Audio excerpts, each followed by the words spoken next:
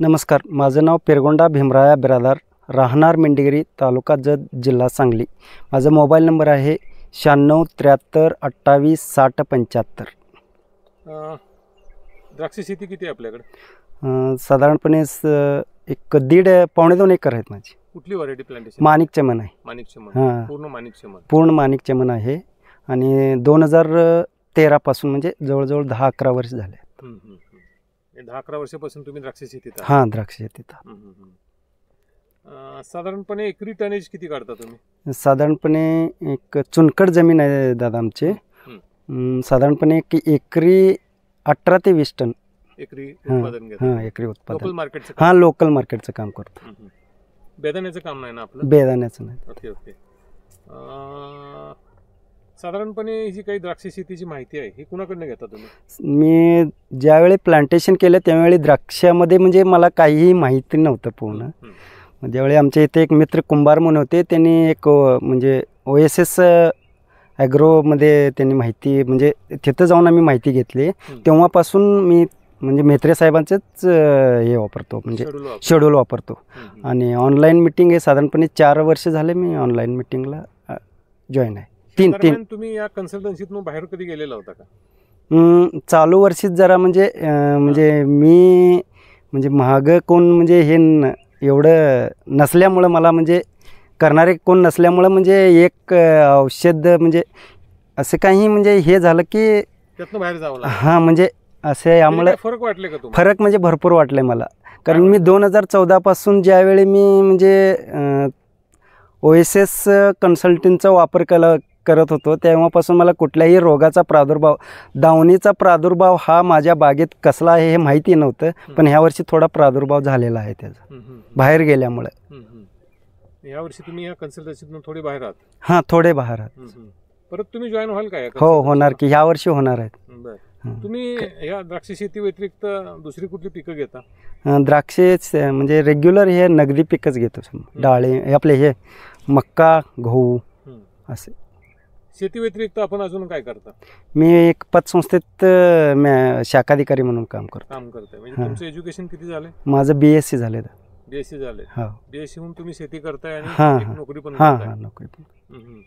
तुम्हाला या agro consultancy मध्ये जी माहिती दिली जाते, ऑनलाईन माहिती दिली जाते, त्याचा काय फायदा होतोय असं वाटतं? भरपूर. ह्या पद्धतीनं जर केलं तरच द्राक्ष शेती टिकणार आहे, अन्यथा माझ्या मते तर द्राक्षाची बरबादी होणार.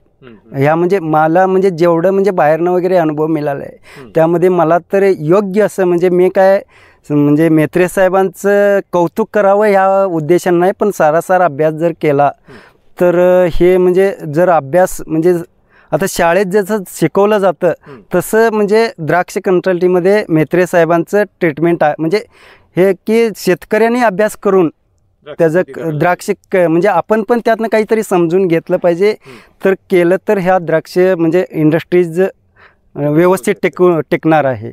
अन्यथा मग ते नुकसान होतं. हे द्राक्षाला आपण नाव ठेवणार नाही, आपण बरबाद म्हणजे आपण स्वतःहून चुका करून म्हणजे द्राक्षाला नाव ठेवायचं म्हणजे हा प्रकार झालेला आहे. याच्यामध्ये जे द्राक्षामध्ये जे प्रॉब्लेम येत आहेत किंवा जे नुकसान व्हायला लागले याच्या पाठीमागची मुख्य कारण काय असतील? म्हणजे चुकीच्या पद्धतीने चुकीच्या पद्धतीनं औषध म्हणजे हे जे PGRचं म्हणजे जे आता जे म्हणजे जे व्यापारी येतात त्यांच्या मागणीप्रमाणे आपण जे म्हणजे थोडक्यात सांगायचं म्हणजे म्हणजे जे झाडावर अत्याचार करून म्हणजे केल्यासारखा हा प्रकार आहे.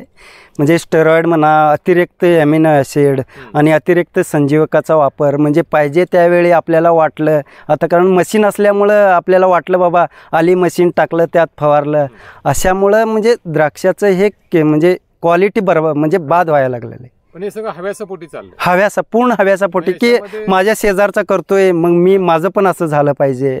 यात व्यापाऱ्याचा पण हव्यास आहे आणि व्यापाऱ्याचा पण हव्यास आहे.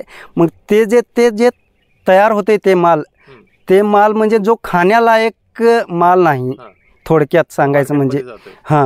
त्यामुळे याचं गिराईक पण किंवा ग्राहक पण तर म्हणजे हे आता जे 2-3-4 वर्षाच्या म्हणजे जे ते द्राक्षाचं पडझड चालू आहे ते म्हणजे हे कारण आहे थोडक्यात. PGR आणि हे कंपन्या हे जे म्हणजे कंपन्यांची माणसं येऊन म्हणजे जे MR असल्यासारखं असतं त्यांनी येऊन हे वापरा ते वापरा. मग त्याचं ॲक्च्युअली म्हणजे ते फायदा काय आहे? कितपत काय होतंय ते म्हणजे आम्ही अभ्यास करत नाही म्हणजे थोडक्यात. काम कसं करते हा माहित नाही, फक्त समोरचं सांगितलं मी केलो, मग हे हा हव्यासापोटी हा चालू आहे. रासायनिक खतांच्या मध्ये पण असं हव्यास चालू असं वाटते तुम्हाला? हो वाटतंय की. बरं, या रासायनिक खतांचा आपण वापर करतो, पाण्याचा वापर करतो, तर वर्षानुवर्ष त्या जमिनीमध्ये यांचा वापर केल्यामुळे जमिनी खराब होतील. खराब होत ना. पुढे असं वाटायला आले का तुम्हाला की जसं जसं एकाच जमिनीवर आपण हे करतोय तर उत्पादन कमी यायला लागले असं वाटतं? हो 100%. म्हणजे द्राक्ष शेतीमध्ये जमिनी म्हणजे माल चांगला करणं, क्वालिटीचा करणं, त्याच्याबरोबर जमिनी देखील सुधारणं, असे 2 चॅलेंज आपल्या पुढे आहेत. हो 100%. हा जमीन सुधारणं गरजेचंच आहे. पण या दोन्ही चॅलेंज विषयी अगदी महत्वाची माहिती तुम्हाला ह्या ओएसिस ॲग्रो कन्सल्टन्सी मध्ये मिळते? 100%. जमीन सुधारवणे हे माझ्या तर मते म्हणजे कोणीही कुठलाही कन्सल्टंट कोणीही सांगत नाही, फक्त ती OSS ॲग्रोमधनंच जमीन सुधारवणे. आत्तापर्यंत माझ्या म्हणजे द्राक्ष शेतीच्या ज्या 10 वर्षाच्या अनुभवातून म्हणजे त्यांच्या व्यतिरिक्त तरी बऱ्याच ठिकाणी आपण बघितलं, पण हे जमीन सुधारवणे किंवा हा प्रकार कुठेही म्हणजे सांगितलेलं गेलेलं नाही. पण अशा जमिनी जर बाद झाल्या समजा किंवा खराब झाल्या तर इतर पिकं घेणं देखील पुढे भविष्यामध्ये मुश्किल मुश्किल म्हणजे महामुश्किल. कारण कसं आहे आत्तापर्यंत ठीक आहे, ज्या वेळी म्हणजे आता थोडक्यात सांगायचं म्हणजे आता कसबे डिग्रज वगैरे हा जो भाग आहे त्या ठिकाणी जे म्हणजे नदीचं पाणी सोडून तिथं साधं म्हणजे आता ऊस तर विषय सोडून द्या, पण कुठलं साधं पीक देखील उगवणं म्हणजे मुश्किल झालेलं आहे. तसे आपल्याकडं पण म्हणजे आपण वर्षानुवर्ष जर हे करत राहिलो तर हे आपल्याकडं पण हे आपलं म्हणजे आजचं मरण त्यांच्यावर आहे, उद्याचं मरण आपल्याला पण हा आहे. पण याच्यामुळे तुम्ही नेक्स्ट जनरेशन जी आहे, पुढची जी पिढी आहे, जी यंग मुलं याच्यामध्ये कामाला येणार आहेत, त्यांना तुम्ही या चुकीच्या पद्धतीनं शेती करून खराब झालेल्या जमिनी त्यांच्या ताब्यात देते असं वाटतंय तुम्हाला? 100%. पुढच्या जनरेशननं, पुढच्या पिढीनं जर याच्यामध्ये द्राक्ष शेती किंवा कुठल्याही प्रकारची शेती नाही केली तर जबाबदार कोण असणार आहे? जबाबदार आपणच. म्हणजे आता तुमची पिढी काम करते आपण पूर्णपणे आपण जबाबदार केलं तर आपण त्या द्राक्ष शेतीला किंवा कुठल्याही शेतीला पुढे जनरेशनला गॅप न देता किंवा पुढच्या पिढीला त्याला दोष न देता आपण आपल्यालाच दोष दिला पाहिजे. हो 100%. शेतीमध्ये ती द्राक्ष शेती असू दे, डाळिंब शेती असू दे किंवा इतर शेती असू दे, याच्यामध्ये अभ्यास करून शेती करणं हे आता महत्वाचं आहे असं वाटतंय? 100%. तुमच्या भागामध्ये सध्याची द्राक्षाची परिस्थिती काय आहे? द्राक्ष बागायतदार किंवा द्राक्ष पिकाची परिस्थिती काय आहे? द्राक्ष हे कसं झालेलं आहे साहेब, आता खर्च आणि लेबर खर्च हे जो खर्च जास्त आणि उत्पादन कमी, हे ह्याला म्हणजे कारणीभूत मला तर वाटतंय, वैयक्तिक माझं मत आहे, आपणच आहे.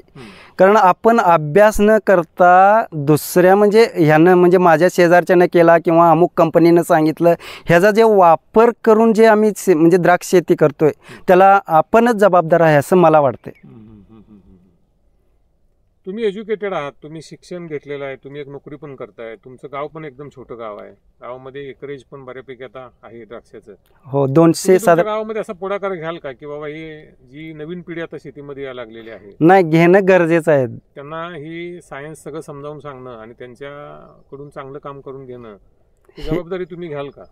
ही गरजेचंच आहे. कोणी ना कोणी, मी नाही जरी घेतलं तरी कोण का काही करू म्हणजे पुढाकार होऊन किंवा सामूहिक पद्धतीनं पुढाकार घेऊन जर केलं तर द्राक्ष शेती व्यवस्थित आणि चांगलं, आणि द्राक्ष शेती हे चांगलंच आहे, फक्त आमच्या चुकीच्या पद्धतीनं आपण म्हणजे खराब केलेलं आहे थोडक्यात. ठीक आहे, धन्यवाद. नमस्कार सर.